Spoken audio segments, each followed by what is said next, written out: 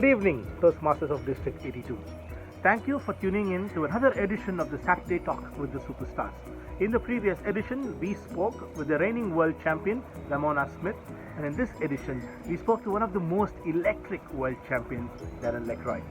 Thank you for sending us some great questions and also for your continued support with the feedback. Thank you for sending us all your great questions and thank you so much for the feedback as well. In the last edition, you told us you would like to see the interviewers as much as the interviewees. And this edition, you get to see our faces. Thank you once again for all your support and feedback. Do like this video, share it with your friends, and don't forget to subscribe to the Ovation 2019 YouTube channel.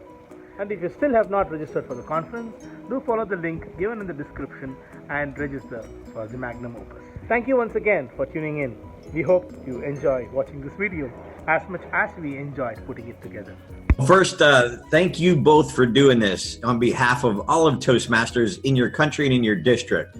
There's so much time and energy and effort behind the scenes just to make the conference run. I want to remind everyone there who's running the conference is a volunteer. They're putting their time and energy and effort to make Ovation 2019 an amazing experience for you. So when you see any of these volunteers at the event, I'm asking you as a favor to me to thank them for their time and energy that they put into this. So Rags and Naveen, thank you for doing what you're doing. Thank you so much, Darren. Thank you so very much. It shows a little bit of who you are as a person, and that's exactly the first question that all our Toastmasters wish to ask you. Tell us, who is Darren Lacroix? Well, thank you. It's a great question. I'm actually going to show you something real quick here. A lot of people don't know this side of my story, and I won't even have time to cover it at 2019 Ovation, but a little bit about me. When I was born with a club foot, which is actually a birth defect, which means one foot lays straight and the other one is curled and pointed in and down.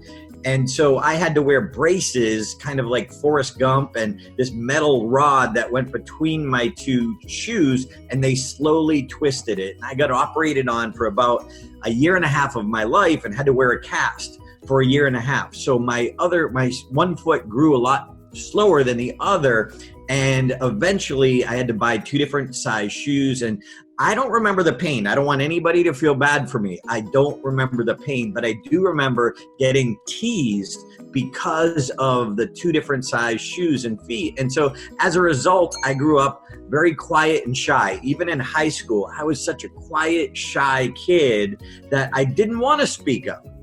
So when I found Toastmasters after a business failure, so some of you may know my story, but in 1990, I opened a Subway sandwich shop, which, by the way, if you don't know, back then, Subway had a 98% success rate. Wow. And I messed up so bad, I was in the 2% that it didn't succeed. So I sold my business at a loss, and I was living at home with my parents. I was struggling. I had business loans, I had school loans, and I just didn't know where to turn. And so it felt, even though I didn't go out of business, I sold it at a loss, I felt like that little kid who was just told, you're crazy, you're stupid, that's not for you. Don't speak up. That's not who you are. And so as a result, like a lot of us, we come to Toastmasters because it's such an encouraging environment. Well, in 1992, I heard an audio tape in my car of a man named Brian Tracy. And Brian Tracy asked a question as I was driving back to my house. I heard it and it said, what would you dare to dream if you knew you wouldn't fail? And I thought, I'd be a comedian. That would be the ultimate. But then a little doubting voice on my shoulder said, but you're not funny, Darren. And there was a lot of truth to that. In fact, I wasn't funny, and I wasn't ever been on stage. No one ever said you should be a comedian. But because I was at such a low point in my life, I decided in 1992 I was going to try stand-up comedy for the very first time. And this is a clip of that. And this is me back in 1992, the shy, quiet kid who never spoke up. And I didn't want to live my life regret wondering what if. So in this clip, you hear my voice fluctuating and how nervous I was. I'm looking at my notes. This is where I started in 92. And then fast forward to today, I have the CSP, which is the National Speakers Association designation, the Certified Speaking Professional, which means I've earned $50,000 a year from speaking for 5 years straight. I have the accredited speaker, and then in 2001, I won the Toastmasters World Championship of Public Speaking. It was a long journey, and I thank Toastmasters. I found Toastmasters in 1994, and coming from the stand-up comedy world, my mentor said, any day that you don't get on stage, Darren, is a day that you don't grow. And I thought I had to be good whenever I went up. And they said, no, you have to go up to get good. But at the beginning, when you have no confidence and you have no material or content, no one really wants to hear you. So when I was sitting at my desk at Bose Corporation, the stereo speaker company, this newsletter came across my desk about this thing called Toastmasters. And I'm like, Toastmasters? What's that? And I start reading about it. I'm like, hey, wait a minute. Here's a place I could get stage time during the day. Comedy clubs are only open at night. I could fail twice a day. Woohoo! Because that's what I learned from my mentors was most important to growing. So when I walked into my first club, there was maybe 12 people there. And I noticed something different from the comedy clubs right away. These people were warm, encouraging, and sober. So I saw the value right away, and I joined 4 Toastmaster clubs as quickly as I could because I saw the value in my own growth. So I had mentors and coaches along the way, and if it wasn't for Toastmasters, I wouldn't be the person I am, and I definitely wouldn't be a speaker for a living. And this is what I do. My company is called StagetimeUniversity.com, and I train executives. I was just with some executives from Wells Fargo yesterday in Nashville, Tennessee, teaching them the same thing that I teach Toastmasters. Wow. Thank you. Thank you so much, Darren. But I wanted to talk a little bit more about your 1992 Boston. And this is a question that has come from Toastmasters Badri of the Erickson Toastmasters Club. He asks us, take us back to Boston, 1992. We know what took you there. It was your aspiration to become a comedian. But how did you feel the first time you spoke on that? Yeah, it's a great question. And thank you for the question and asking it on his behalf. Honestly, it was so far outside of my comfort zone that for me, it wasn't a dream. It was the fact that I had this crazy thought and I didn't want to live my life with the regret of wondering, what if? What if I could have? What if he was right? So it wasn't a dream. What it was a commitment to myself that I didn't want the regret for the rest of my life wondering, what if? What if he was right? So in fact, I brought about 23 of my friends with me. Oh, okay. But here's what I told them, because I was so nervous, and my whole life, I never won anything. I never did something this crazy and ridiculous for who I was. And I would always, I don't know if the term translates, but in the United States, we say I would chicken out. Yes. In the last moment, I would just bail. And does that translate? Yes, you know what that means? Okay. Yeah, so I would chicken out. So I brought my friends with me and I sat them down and I said, look, I'm going to go up there. Like it or not, I may kick and scream and I may cry like a baby, but I need you to make sure I go up there because I'm never going to try this again. And, you know, I had a friend who, at that time I was actually dating a woman who was in Alcoholics Anonymous, the support group. And I went and supported her and went to meetings, and I learned so much about myself. There was so much wisdom at those meetings. And I wish Toastmasters would check those meetings out, because they say and ah like crazy, but their stories are so real and authentic and compelling. They change people's lives.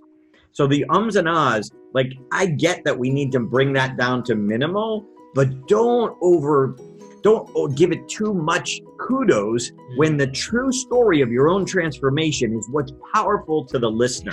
And most people are so worried about the ums and ahs, they don't go deep enough into their own story. So as a result of going to these meetings prior to that, I made a decision, because I went for 2 months to watch this other open mic night, which is where I did this.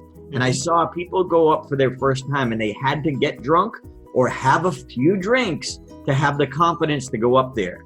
And I said to myself, like, I'm going up there and it's going to be all me. I may bomb, I may do good, but it's going to be all me. I didn't want to numb myself with alcohol. And if you know the story in Rags, I know you do, because I met you in 2013 in Chennai and Ovation. And the story went that I was so nervous, and I had one little moment where I said one thing. I did this with my body. I showed vertical, but I said vertical and I showed horizontal with my body gestures. And I just was disgusted with myself. And I said, shoot.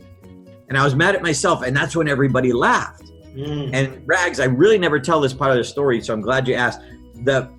If I had been numb or had a few drinks in me, I probably wouldn't have the wherewithal to just be real and authentic in that moment. And I would have never got that laugh. And it was that laugh that gave me the confidence that said, I can do this. It was a mistake. It was not planned. But if I can keep making that mistake, I can build on that. In that 5 minutes of time, if I had one thing that worked and I could get rid of everything else that didn't work and figure out how to reproduce the one thing that did, I could do this. And I've never stopped.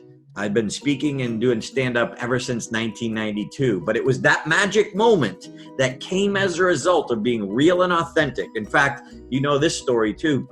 As I walked off stage, this man put his arm around my shoulder. He said, "Don't worry, man, it's just your first time." And I remember thinking, "Don't worry, it's just my first time. Did you see what I did? I got a laugh." I'm the king of comedy. Because my definition of success was different from everyone else in the room. That one laugh was a success. Everyone else thought that I bombed. But I built on that success. We've got to be careful who we listen to and what our definition of success. Our success should be about getting up there and growing. Getting up there and growing.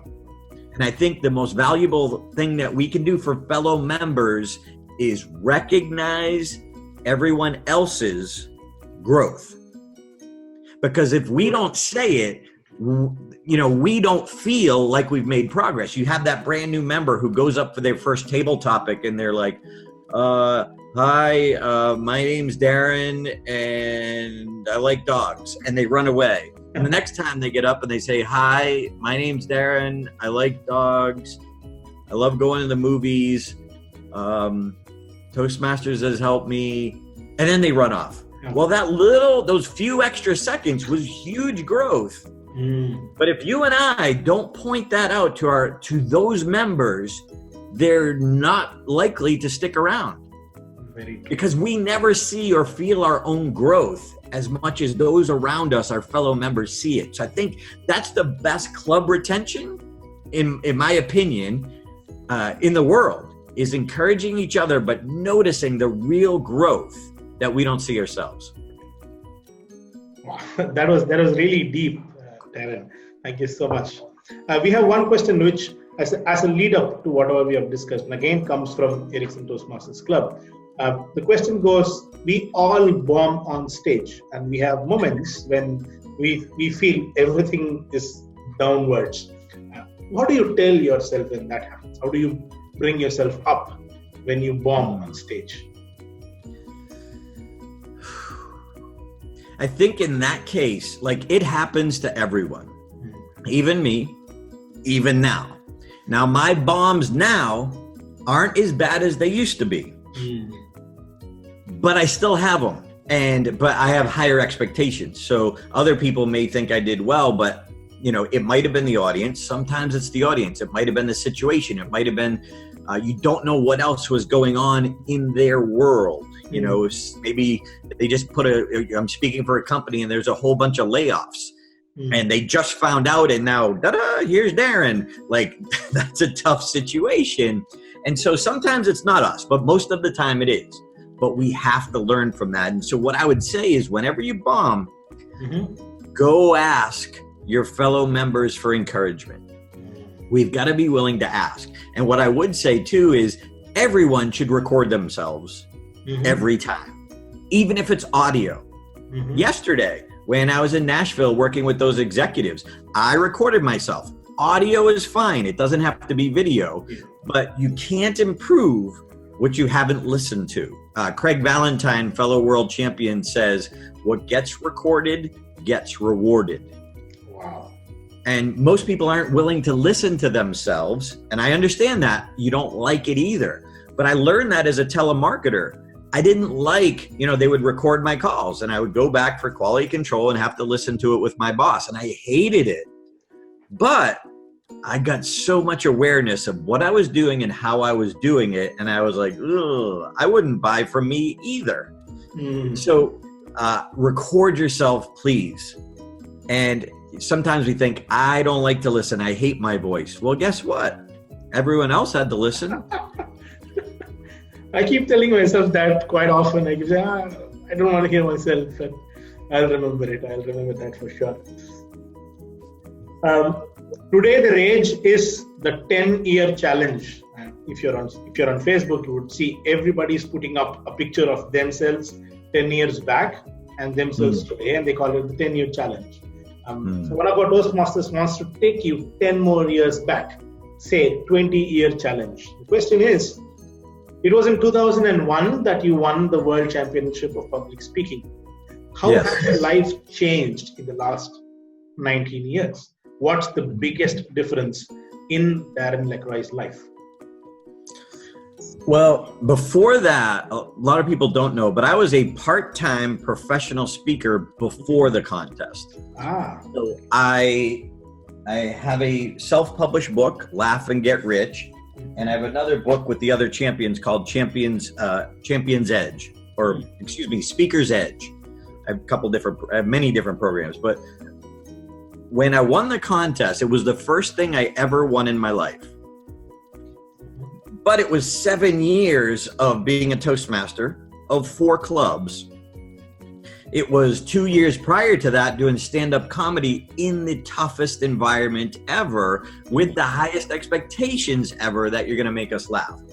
So I still had my day job in 2001. In fact, I was still living at home with my parents. I was 35 years old, still living at home with my parents, fighting for that dream of doing it full time. It wasn't about winning the contest. In fact, I didn't join the speech contest to win. And I get emails all the time. I'm going to win. I want to win. I'm going to win. Well, that's not why I joined. See, I was looking, thank goodness I had a mentor. I was looking at a higher level of speaking. So let's just say this was the value of my keynote speech. So at that time, let's just say it was a 5 out of 10. So my keynote speech. Now this is what I want to do for a living. It was based on my book, Laugh and Get Rich. This was before I taught and trained other speakers and presenters. My subject was humor and business because that's where my expertise was. I went to business school and I loved humor doing stand-up. So that was my keynote. So what I learned from my mentor, he said, Darren, stop trying to find that story that launches your career. And instead, take the stories you already have and make them so good, someone will pay to hear them. And that's like a different mindset. See, I was trying to find a story. I'd work on it a little, but what he was saying is, okay, take that story now and run it through a world-class process. What are the essential elements in that story? Do you have them all? How can we enhance them? What do we need to get rid of that's boring? I never looked at it that way. I just thought a story was a story. And so in 2001, I had my keynote speech. And because I didn't listen to my mentor for 2 years, I finally listened to him and he had passed away. And I took out of my keynote, I pulled out my story of my first time on stage and I gave it an open and close to work on it with my whole goal to make that story so good someone will pay to hear them. Wow. To put it back in the keynote, thus, if I raise the value of that one story, I raise the effectiveness of the whole keynote. Again, Craig Valentine says, if you want to master peace, you have to master the pieces. If you want to master peace, you have to master the pieces. So in that case, I use the contest as a way to improve me. Because at that time in my life, I was, I was working my day job, going for my dream. I was speaking every waking moment, anywhere and everywhere, and I was marketing myself all the other time. The one thing I wasn't doing was working on my craft. And so that was a challenge. And so I used the contest as a vehicle. So going back to your main question here, how am I different? After winning, I had never been out of my country before. Now I've spoken in 44 international cities around the world. I was afraid to go to Boston, the big city where I live, because I grew up in this little bubble, if you will, nurtured by my friends and family, but I never went to the big city. I lived in the suburbs. So I was scared.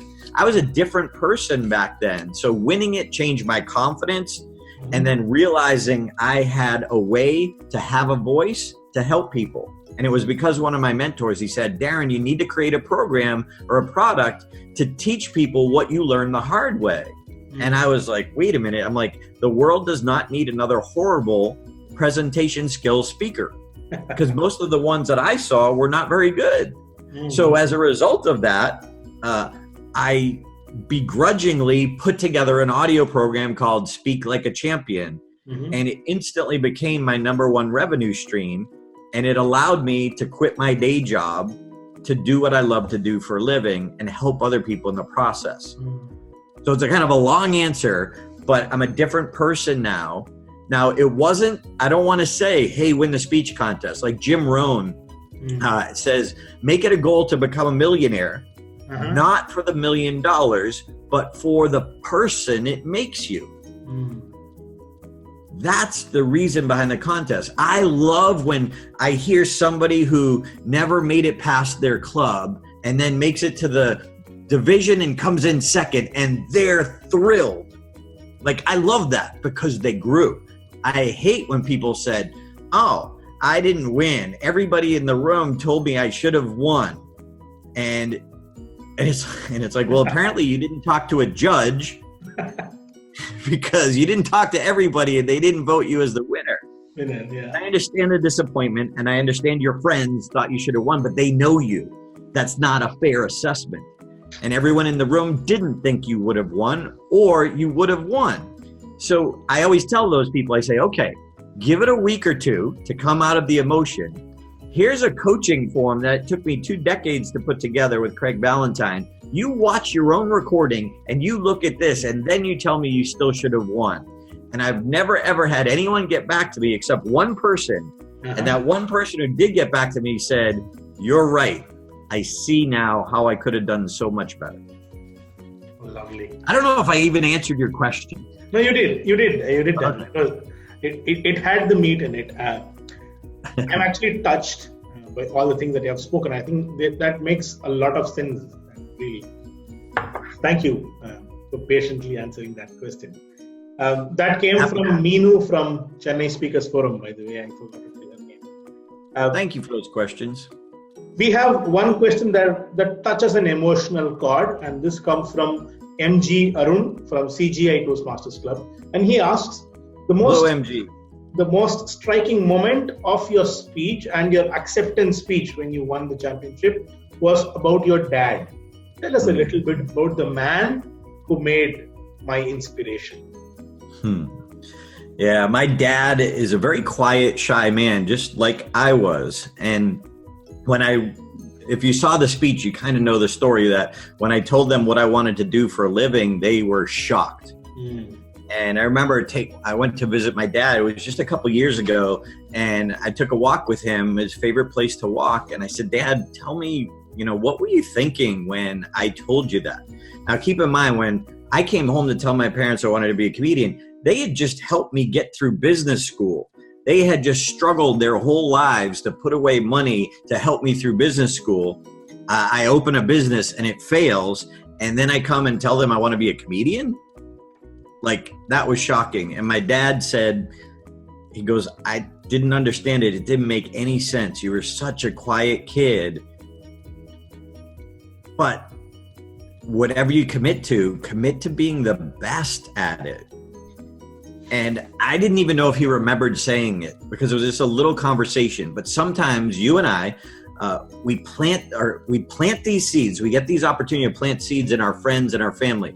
And our friends and our family plant seeds in us that we don't know what's really going deep. And when he said that to me, because he gets all choked up and he doesn't say too much. My mom was more the disciplinarian. And my dad just quietly said, I don't care what you want to be. And he was getting, his voice was quivering. He said, I don't care what you want to be. Just be the best. And that stuck with me. And when I thought I was good enough and working on my speech, I would think of, I'd think of that quote. I would think of David Brooks, 1990 world champion, told me, he said, let no one out prepare you. Let no one out prepare you. And then Otis Williams Jr., the quote that he told me that resonated with me, he said, be so good, the only question is who comes in second. Meaning create such a gap that because judging is subjective. So if it's close, it could be this person, it could be that person. But he was saying create such a gap that everyone in the room knew that you were the winner. And that forced me to work harder than I've ever worked on anything in my life. So I love my dad. Everybody loves my dad. He's just a humble teddy bear, and he could fix anything with wood. I have a lot of little wood things around my house here that he made. So we tease him and call him Geppetto because he's so good at working with wood, and but just has a big, kind heart. And I just love my dad. I'm so fortunate. Thank you. Must have been a great man indeed. Thank you. He still is. Naveen? Him and my mom have been married for 62 years. They still hold hands. It's the cutest thing ever.